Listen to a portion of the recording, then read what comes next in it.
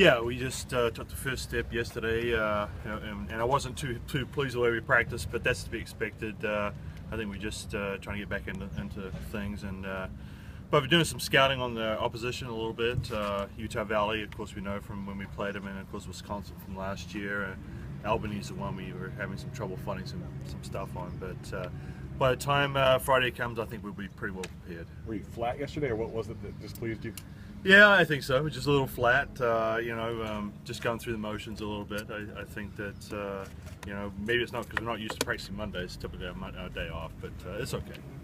I know you're happy to get that #1 seed, but do you sort of toss that away at this point? I know you can be home, but then at this point, does it matter that much? Well, I think the biggest thing is being at home, like you said, but yeah, it doesn't matter. I mean, right now it's two teams playing each other. The game doesn't know one's 64 and one's 1. It's just a matter of us coming out and playing like we should. Great in the three phases of the game. Defense, pitching, and hitting. So that's what we got to do. You mentioned the level of familiarity with a couple of the opponents. How much do you think that will be a factor this weekend? I think it's good because we got to see Utah Valley's #1 pitcher a couple of times. She didn't start against us, but she came in twice and actually did well against us. Summers did very well. So we're aware of what she's going to throw.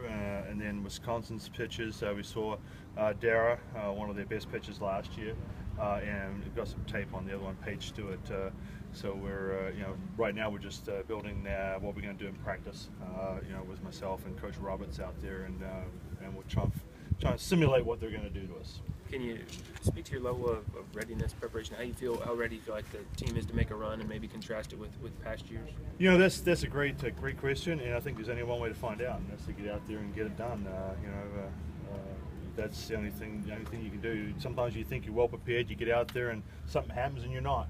But a couple of things we're expecting. One is great weather this Friday, and then really good crowds, I think.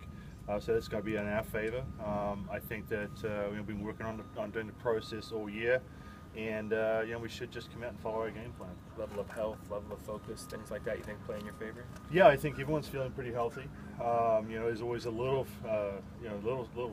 worries here and there, some knees and some back and stuff like that, but nothing of concern, so I feel pretty good about it. Going back to Summers, what was it that she was doing against you guys in the previous 2 games that kept you off balance? I think she was mixing in and out pretty well, throwing a pretty good curveball and a nice little off speed, and we weren't, and we hadn't really prepared that well for it. It seems like we're not playing as well on the Tuesdays as we do on the weekends.